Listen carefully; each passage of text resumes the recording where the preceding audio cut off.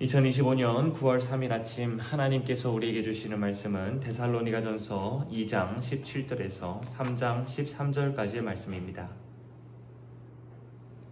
데살로니가전서 2장 17절에서 3장 13절까지의 말씀을 제가 대표로 공독하도록 하겠습니다. 형제들아, 우리가 잠시 너희를 떠난 것은 얼굴이요 마음은 아니니 너희 얼굴 보기를 열정으로 더욱 힘썼노라. 그러므로 나 바울은 한 번, 두 번 너희에게 가고자 하였으나 사탄이 우리를 막았도다. 우리의 소망이나 기쁨이나 자랑의 멸류관이 무엇이냐? 그가 강림하실 때 우리 주 예수 앞에 너희가 아니냐? 너희는 우리의 영광이요 기쁨이니라. 이러므로 우리가 참다 못하여 우리만 아덴에 머물기를 좋게 생각하고 우리 형제 곧 그리스도의 복음을 전하는 하나님의 일꾼인 디모데를 보내노니 이는 너희를 굳건하게 하고 너희 믿음에 대하여 위로함으로 아무도 이 여러 환난 중에 흔들리지 않게 하려 함이라. 우리가 이것을 위하여 세움받은 줄을 너희가 친히 알리라. 우리가 너희와 함께 있을 때에 장차 받을 환난을 너희에게 미리 말하였는데 과연 그렇게 된 것을 너희가 아느니라. 이러므로 나도 참다 못하여 너희 믿음을 알기 위하여 그를 보내었노니 이는 혹 시험하는 자가 너희를 시험하여 우리 수고를 헛되게 할까 함이니 지금은 디모데가 너희에게로부터 와서 너희 믿음과 사랑의 기쁜 소식을 우리에게 전하고 또 너희가 항상 우리를 잘 생각하여 우리가 너희를 간절히 보고자 함과 같이 너희도 우리를 간절히 보고자 한다 하니 이러므로 형제들아, 우리가 모든 궁핍과 환난 가운데에서 너희 믿음으로 말미암아 너희에게 위로를 받았노라. 그러므로 너희가 주 안에서 굳게 선즉 우리가 이제는 살리라.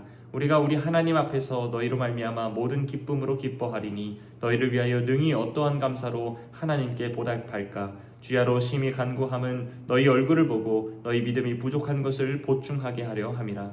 하나님 우리 아버지와 우리 주 예수는 우리 길을 너희에게로 갈 수 있게 하시오며 또 주께서 우리가 너희를 사랑함과 같이 너희도 피차간과 모든 사람에 대한 사랑이 더욱 많아 넘치게 하사 너희 마음을 굳건하게 하시고 우리 주 예수께서 그의 모든 성도와 함께 강림하실 때에 하나님 우리 아버지 앞에서 거룩함에 흠이 없게 하시기를 원하노라. 아멘. 교회는 언제나 환난 속에서 세워졌습니다. 초대교회 성도들은 유대인들의 핍박과 로마 제국의 박해를 견뎌야 했습니다. 오늘날 우리 교회 역시 환난에서 자유롭지 못합니다. 교회는 세상의 조롱과 불신의 시선을 받고 성도들은 직장과 가정과 사회 속에서 신앙을 지키는 것이 점점 더 어려운 시대를 살아가고 있습니다. 또한 물질주의와 세속적 가치가 우리 마음을 흔들고 사탄은 교회를 분열시키며 성도 개개인의 믿음을 흔들어 놓으려 하고 있습니다. 이런 환난 속에서 교회는 어떻게 굳게 설 수 있을까요? 오늘 본문은 그 길을 분명하게 보여줍니다. 첫째는 서로를 향한 사랑, 둘째는 행동으로 서로를 세우고 위로함, 셋째는 환난 속에서도 소망을 붙들고 서로를 위해 간절히 기도하는 것입니다. 바울은 박해 때문에 데살로니가를 떠났지만 그의 마음은 늘 성도들과 함께 했습니다. 17절에서 그는 이렇게 고백하죠. 우리가 잠시 너희를 떠난 것은 얼굴이 아니요 마음은 아니니. 그러면서 그들을 자신의 소망과 기쁨과 자랑의 멸류관이라고 부릅니다.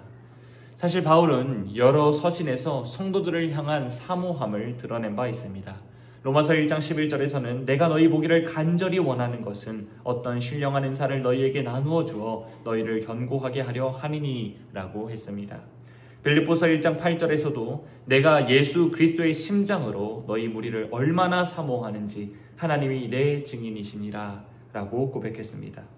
바울의 사모함은 인간적인 애정을 넘어 그리스도의 심정으로 품는 사모함이었다라는 것이죠. 그러나 이 사모함에는 장애물이 있었습니다. 바울은 여러 번 데살로니가 지역으로 다시 가고자 했으나 사탄이 우리를 막았다라고 말하고 있습니다. 실제로 사탄은 유대인들의 격렬한 반대와 정치적 방해를 통해 물리적으로 길을 막아버렸습니다. 환난과 위협은 계속되었고 성도들과 함께하고 싶은 마음은 번번이 좌절되고 말았습니다. 그럼에도 불구하고 바울은 성도들을 향한 마음을 버리지 않았습니다. 오히려 그 사모함은 더 깊어졌습니다. 외적인 방해가 커질수록 그의 마음은 더 굳건해져 버렸습니다. 이 사모함은 감정적 그리움을 넘어 환란을 뚫고서라도 포기하지 않는 신앙적 연대였습니다. 이처럼 교회가 환란 속에서도 굳게 서려면 이러한 사모함이 필요합니다. 외적 방해와 물리적 어려움이 있어도 서로를 향한 그리움과 사랑을 포기해서는 안 됩니다. 실제로 우리 신앙생활 가운데에도 여러 방해와 장애물이 있습니다. 바쁜 일정, 세상의 유혹이 서로를 향한 마음을 방해합니다. 때로는 사람들 사이의 갈등이 교회의 공동체를 가로막습니다. 그러나 그럼에도 불구하고 서로를 향한 마음을 포기하지 않는 것이 교회를 지탱하는 힘입니다. 성도가 서로를 향해 당신은 나의 기쁨이고 나의 면류관입니다 라고 고백할 때 그 교회는 환난 속에서도 무너지지 않습니다.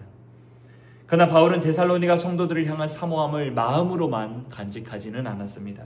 그는 견디다 못하여 디모데를 보냈습니다. 단순히 보고 싶다는 말로 끝난 것이 아니라 실제 행동으로 옮긴 것입니다. 그 이유는 분명합니다. 3장 2절 말씀입니다. 우리 형제 곧 그리스도의 복음을 전하는 하나님의 일꾼인 디모데를 보내노니 이는 너희를 굳건하게 하고 너희 믿음에 대하여 위로함으로 아무도 이 여러 환난 중에 흔들리지 않게 하려 함이라. 바울은 환난 속에서 성도들의 믿음이 흔들릴까봐 염려했습니다.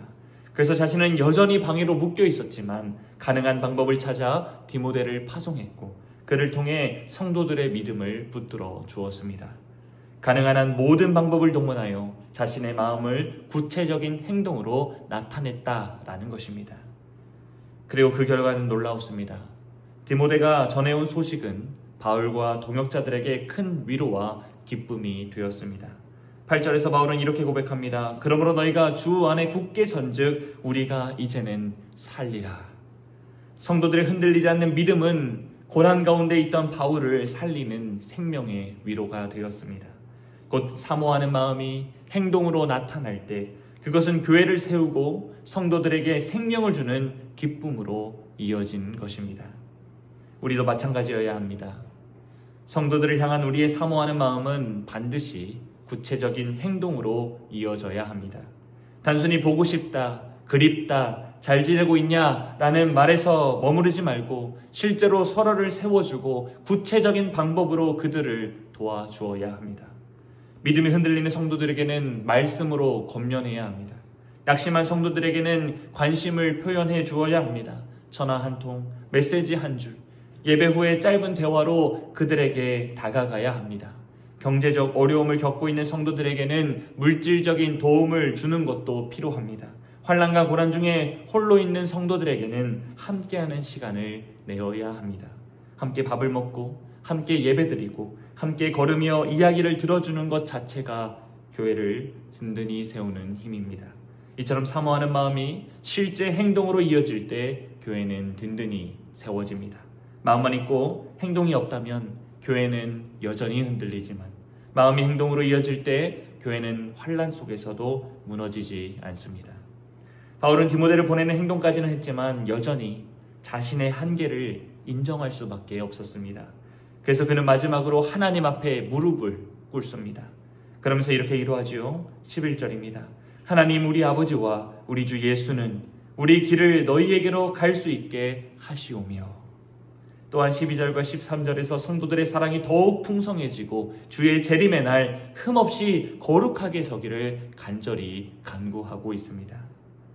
바울의 사모함과 행동은 결국 기도로 완성되고 있습니다. 왜냐하면 기도는 아무것도 하지 않는 시간이 아니라 우리의 힘으로 할 수 없는 것을 하나님께 맡기는 가장 위대한 행위이기 때문입니다. 기도는 겉으로는 보이지 않지만 실제로는 우리의 모든 행동보다 더 큰 역사를 이루는 길입니다.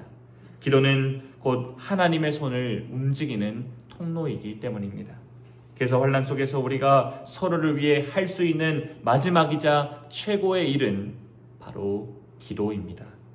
사무엘은 백성들을 향해 이렇게 말했습니다. 나는 너희를 위하여 기도하기를 쉬는 죄를 여호와 앞에 결탄코 범하지 아니하고. 기도를 쉬는 것은 단순히 게으름이 아니라 하나님 앞에서의 죄입니다. 그러나 기도하는 것은 가장 위대한 섬김이며 교회를 붙드는 진정한 행동입니다.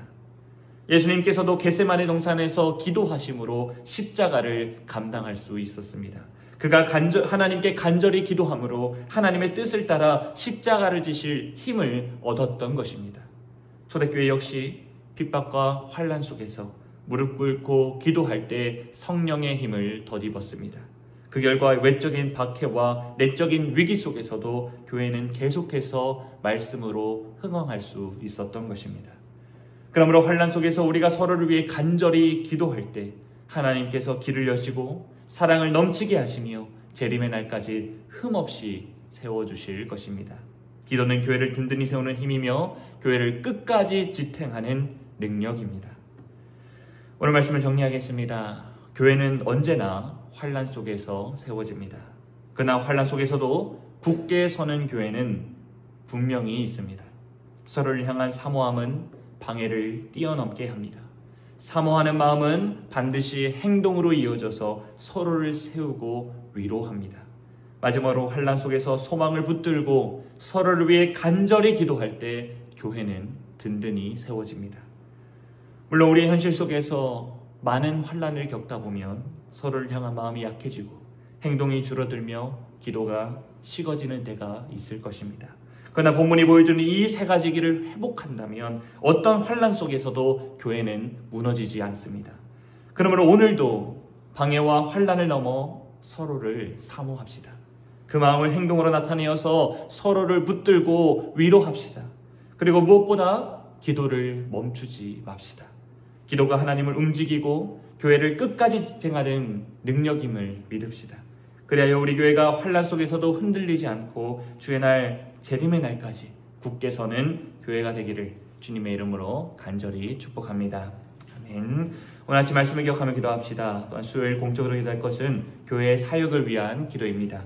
많은 교회들의 사역, 새가족 정착과 마을 모임과 장롱 양육 과정과 모든 시기별의 행사들을 통하여서 우리 교회가 계속해서 든든히 세워지고 서로의 사모함이 날로 증가하고 서로를 위해주는 행동들이 번창하며 또한 항상 기도로 깨어있는 교회 될 수 있도록 기도해 주시기 바랍니다. 그래서 오늘 수요 기도회가 있습니다. 설교자를 위해 모이는 성도님들을 위해 간절히 기도해 주시기 바랍니다. 오늘 함께 기도할 제목과 말씀을 통해 주어진 기도 제목, 개인 기도 제목을 가지고 기도드리시다가 자유롭게 돌아가시면 되겠습니다.